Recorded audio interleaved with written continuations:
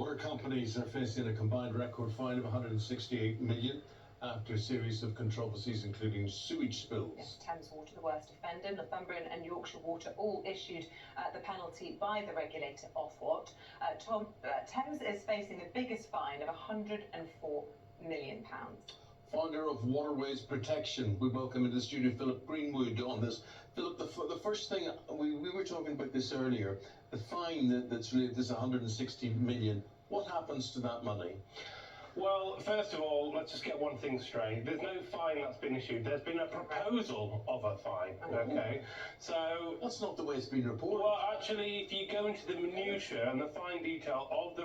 I was reading the BBC, and even the BBC are reporting it as a fine. No, if you go into the minutiae, it's a proposal of a fine for 104 million for Thames, 16 for Northumbrian, and like 47 for Yorkshire Water. So it's a proposal for a fine, and actually, and the water companies have said, or Thames Water have said, they will respond in due course. They will respond in due course. So they can say, for instance, well, that's all very well and good, but we can't afford to pay this, so let's forget it. Well, it's actually, they don't need to say that because the government's kind of already said that for them. They've said, okay, well, this will be the fine. However, if you present different plans, counter plans, there's ways that we can work with that, yeah? So what we're doing is we're just generating headlines now. What we're talking about, this fine, that fine, everybody thinks the water company's been fined. Why, my friend, is the government continually, and there's now two different governments we've got here, continually soft, continually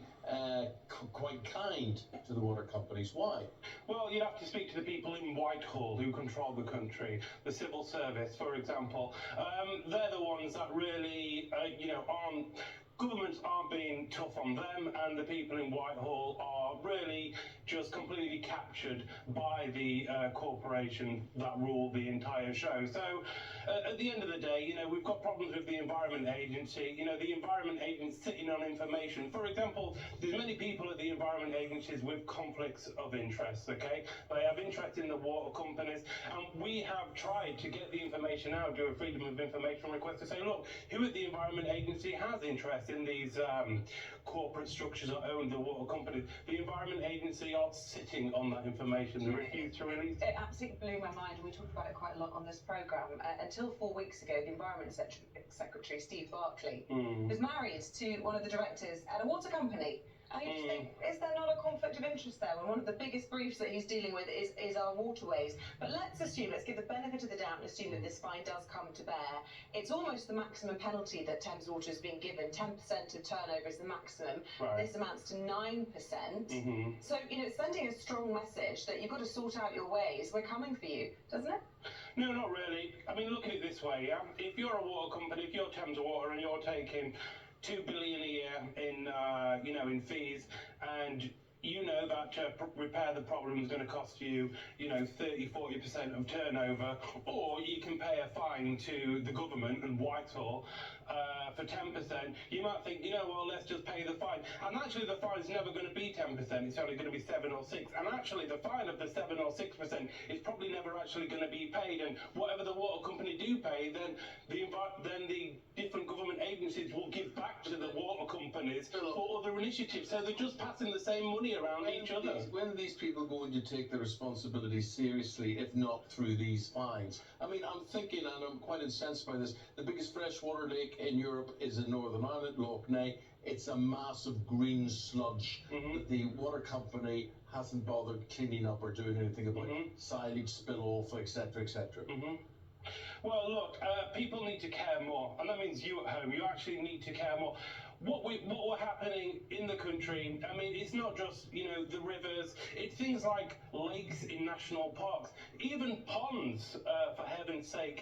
There's been incidents, even ponds, water companies have fined, there's 10,000 illegal sewage pipes. Forget about the sewage pipes that we know about, 10,000 illegal sewage pipes, pumping it, even into national parks. So, what needs to change is, we need to care more, and we need to hold the government to account, and we need to really hold them to account, because the technology, I mean, in Sweden, let's look at the Swedish model. They have this problem, they have their municipalities that deal with it.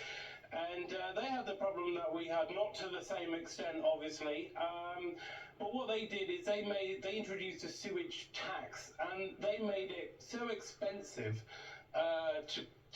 to pollute that the sewage tax made it unprofitable to commit sewage. So if we're just going to be enslaved to neoliberal ideology and we can't do anything about it, fine.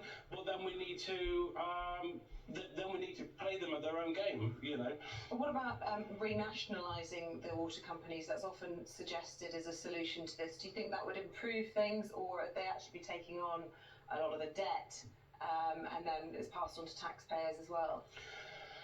Look, the debt that's owned by the renationalisation is an option, but what you've got to remember is renationalisation is really just going to be a vehicle just to take money from the state to fund the corporations. Now, what happens is if we can renationalise and permanently renationalise, fine. But probably what we're going to do, and it's already been set up, is we're going to do a temporary renationalisation, more government bailout, more money, and then we're going to hand everything back to them, and the show will continue. What I've said that needs to happen is we need to legally ring fence all of our bill payers' money that comes in, and we need to say that money is only used for infrastructure problems, only used to fix all the things that need. So to get cleaner, we've got to get tougher, first of all.